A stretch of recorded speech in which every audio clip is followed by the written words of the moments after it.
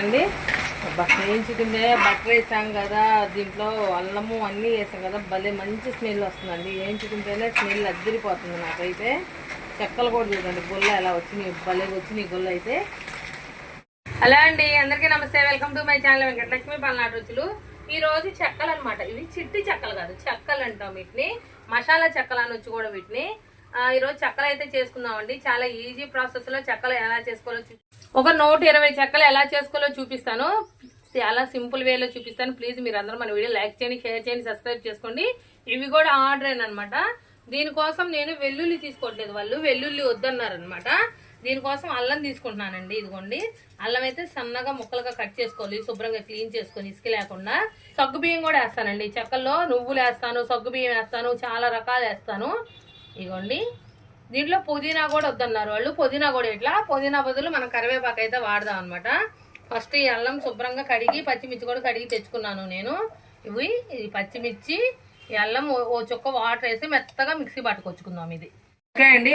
కళాయి అయితే పెట్టేసుకున్నాను. ఇదిగోండి, నీళ్లు పోసుకుంటున్నాను. ఇది పిండి డబ్బా అనేది ఏమవ్వదు, నీళ్ళు పిండి డబ్బా పోస్తే పిండి డబ్బా అనేది. ఇదిగోండి, 2 డబ్బాలు పోసాను. 2 డబ్బాలు పోసి కాసిన పోసి 2 డబ్బాలు పోసి. ఓకే అండి, ఇది బటరు కాలుతుంది. అప్పుడే నీళ్ళు గోరెచ్చ కూడా పడ్డాయి. బటర్ వేసానండి, ఒక 100 గ్రాములు సుమారు. వాళ్ళు బటరే వేయాలన్నారు, డాల్డా కానీ అలాంటివి ఏమి యూజ్ చేయొద్దన్నారు. బటర్ వేసుకున్నాక కొంచెం రుచికి సరిపడేంత ఉప్పు వేసుకోవాలి. ఉప్పు అనేది మనకి సరిపోయింది. ఇప్పుడు ఇందాక నేను అల్లం ఇంకా పచ్చిమిర్చి 2 కలిపి పేస్ట్ వేసుకొచ్చుకున్నాను మెత్తగా. ఈ పేస్ట్ కూడా ఇందులో వేసేయాలి. పేస్ట్ కూడా వేసేస్తాం. ఇగోండి, తెరలేటప్పుడు కొంచెం లైట్గా కలర్ వేస్తున్నాం మనం. ఎందుకంటే ఈ కలర్ ఎందుకు వేయాల్సి వస్తుంది అంటే కారం వేయాల. కారం బదులు నేను ఈ కలర్ అయితే వేసాను. ఇగోండి, వేసాం కదా. ఇప్పుడు ఇగోండి, మనం ఇందాక ఎప్పుడో అరగంట క్రితం, నాకు అరగంట కాదు గంట అవుతుంది నానబెట్టుకోండి సగ్గు బియ్యం. ఈ సగ్గు బియ్యం అయితే వేసేస్తున్నాను నేను ఇందులో. అయితే సగ్గు బియ్యం అయితే వేసేసానండి ఇందులో.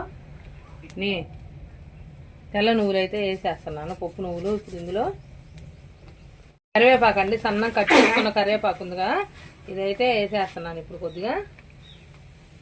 ఇవన్నీ తెల్లుతున్నాయి కదా. మనం 2 డబ్బాలు వేసి నీళ్లు కొంచెం ఎక్స్ట్రా వేసాం కాబట్టి ఇదిగో పిండి కూడా సేమ్ అదే డబ్బాతో తీసుకుంటున్నాను నేనైతే. పిండి కూడా పొడి బియ్య పిండేనండి, ఇదైతే తడి బియ్య పిండిగా.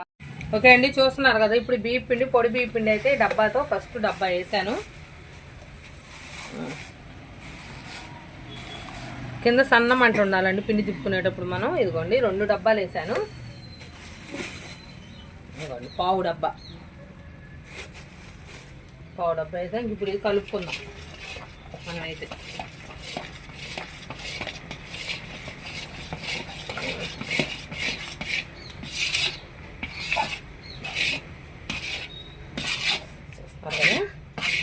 ఒక స్పూన్ జీలకర్ర వేస్తున్నాను లాస్ట్లో. వేసేసి ఈ సన్న మంట మీద ఇంకా ఒక 2 నిమిషాలు కలుపుకోవాలి. పిండి పచ్చి వాసన అంతా పోవాలి మనకి. అలాగేనండి, ఇదైతే ఇంక అయిపోయింది. ఇప్పుడు ఇది తిరగపోసుకోవచ్చు. పొగలు కూడా చూడండి ఎట్ట పొగలు వెళ్తుంది పిండిలో నుంచి. ఇప్పుడు ఇదైతే మనం ఇంకండి బండ మీద తిరగపోసేసాను. ఓకే అండి, ఇవి అయితే శుభ్రంగా ఆరనిద్దాం. పిండి పూర్తిగా చల్లారాలి, పొగలంతా చల్లారాలి మనకి. చేసుకున్నా పిండి ఆరే లోపల ఆయిల్ పొయ్యి మీద పెట్టేసుకున్నాం అనుకున్నా. పిండి ఆరితే ఆయిల్ కూడా కాకొస్తా ఉంటుంది అండి. ఆయిల్ అయితే పెట్టేసుకున్నాక ఇప్పుడు చెక్కల దగ్గరికి అయితే వెళ్ళిపోదాం. ఇది పక్కన పెట్టేసుకుందాం అండి. ఇప్పుడు పిండి అయితే మనకు పూర్తిగా చల్లారిపోయింది, చూసారు కదా. పిండి అయితే పూర్తిగా చల్లారిపోయింది. ఈ పిండి అయితే నేను ఇప్పుడు మదాయించుకుంటున్నాను. బాగా మెత్తగా మదాయించుకోవాలి. కొంచెం ఎక్కువ టైమే పట్టిద్దండి ఇది మదాయించడానికి. ఇలా మదాయించేసుకొని ఇప్పుడు రోల్ చేయాలి. ఇది చూస్తున్నారు, ఇలాగా రోల్ చేసుకోవాలి.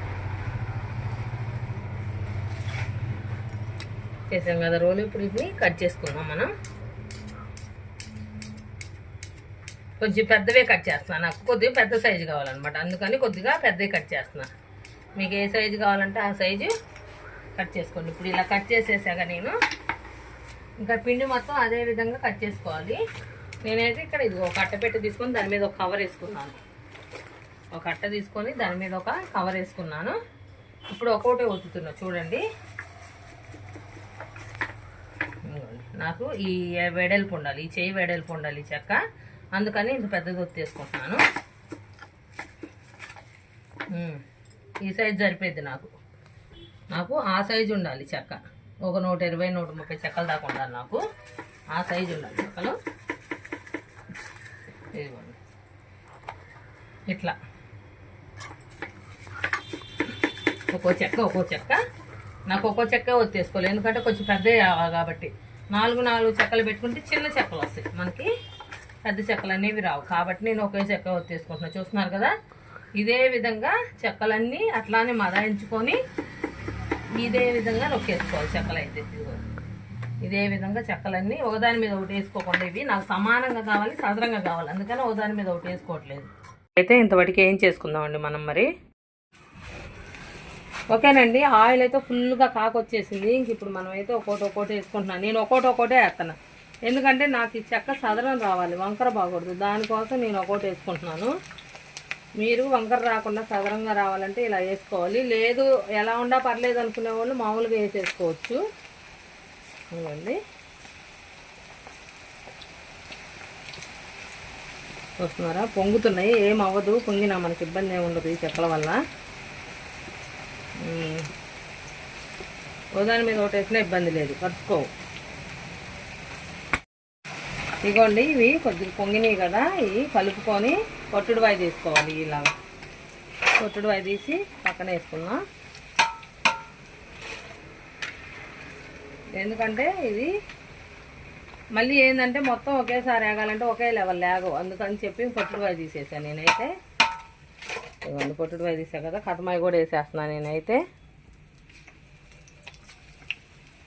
చూస్తున్నారు కదా, కథమాయి కూడా ఇదే విధంగా నేను నొక్కి పెట్టుకున్నవన్నీ ఇదే విధంగా వేసేయాలి ఆయిల్లో. పర్లేదు, కరుచుకున్నా విడిపోతాయి. మనదేం పచ్చిపిండి కాదు కదా, ఉడకబెట్టిన పిండే కదా. అయ్యో కరుచుకున్న ఎట్లా అని అనుకునే పని లేదు, మనం విడిపోతాయి, ఇబ్బంది ఏమి లేదు.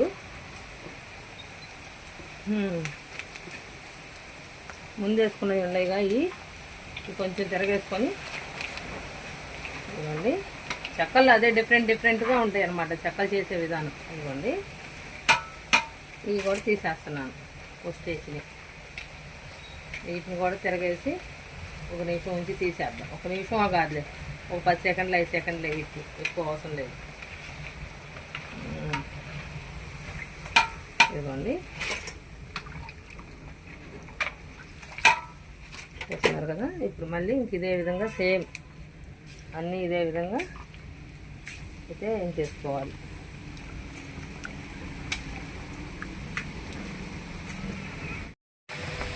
ఓకే అండి, చూస్తున్నారు కదా, మూడోది కూడా వేసేస్తున్నానండి నేనైతే.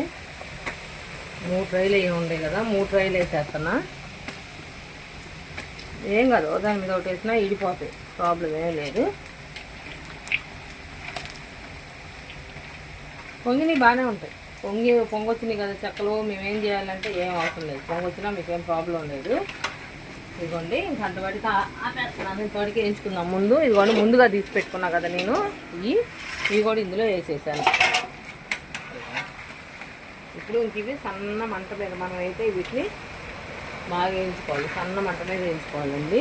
ఓకే అండి, చూసారు కదా, చెక్కలు అయితే మనకు దాదాపుగా వేగిపోయినాయి అనమాట. ఒక 4 నిమిషాలు పట్టింది ఇవన్నీ ఆగటానికి. మనకైతే చాలా బాగా గొల్లు వచ్చినాయి, కనిపిస్తున్నాయి మీకైతే. దగ్గర చూపించమ్మా, చూడండి ఎంత బాగా వచ్చినాయి గుళ్ళు అయితే చెక్కలు. చాలా ఇదిగో గుల్ల చూడు, పొట్టు వచ్చింది మనకి, అంత బాగా వచ్చినాయి అన్నమాట గుల్ల చెక్కలు. ఆగటం కూడా మంచిగా టేస్ట్ కూడా సూపర్గా ఉంటాయి అన్నమాట ఇవి అయితే. ఇప్పుడు వీటినైతే నేనైతే తీసేస్తున్నాను వీటిని. ఇవ్వండి,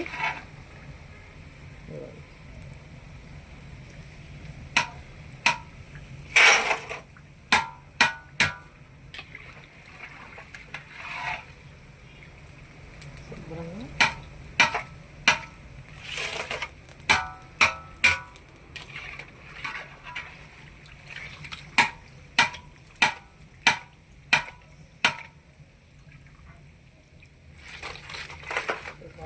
రెండో వాయి కూడా పోసేస్తున్నాను. ఇంకా 2 వాయిలు వేయించుకోవాల్సినవి, అవి కూడా వేయించుకుందాం.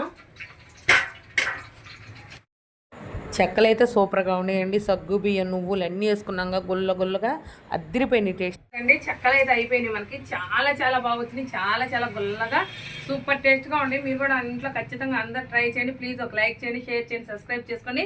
ఎక్కడి నుంచి వస్తున్నారో కామెంట్ చేయండి. Thank you so much.